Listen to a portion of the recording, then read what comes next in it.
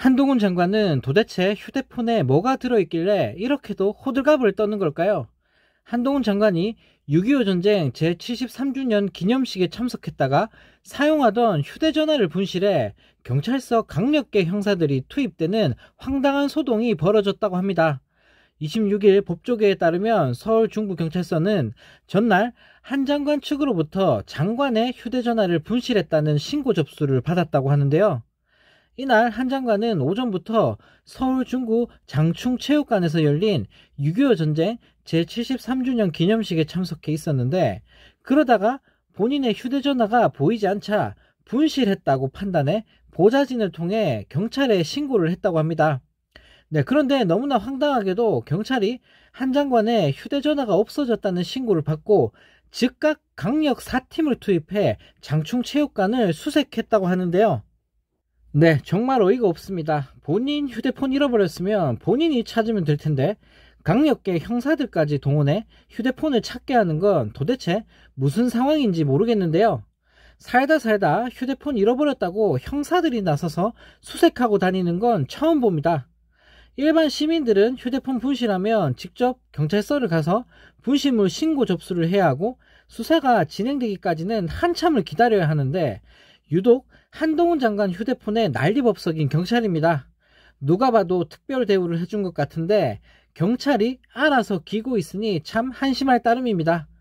한동훈 장관 휴대폰에는 남들이 봐서는 안 되는 중요한 거라도 담겨 있는 걸까요? 휴대폰 하나 잃어버렸다고 생 난리를 치는 걸 보니 참 의아하다는 생각이 듭니다.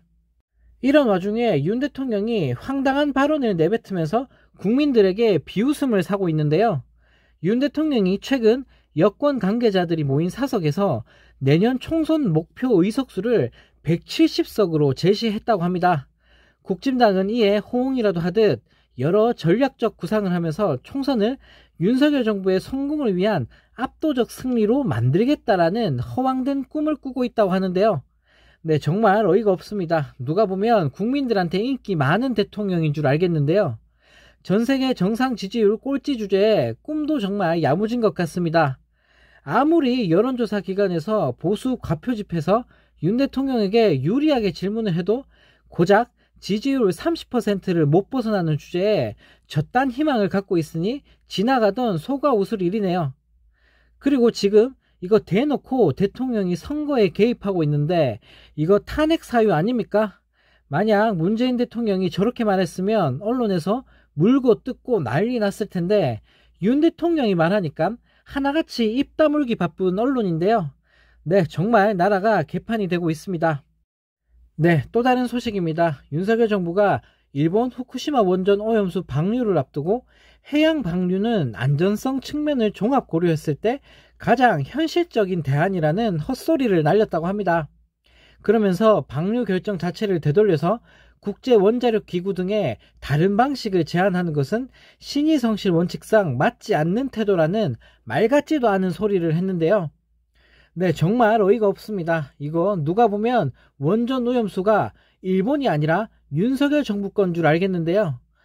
이 정도면 그냥 일본 대변인 수준 아닙니까?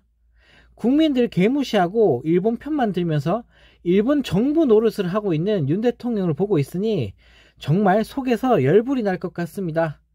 대통령 하나 잘못 뽑아놨더니 나라 꼴이 말이 아닙니다.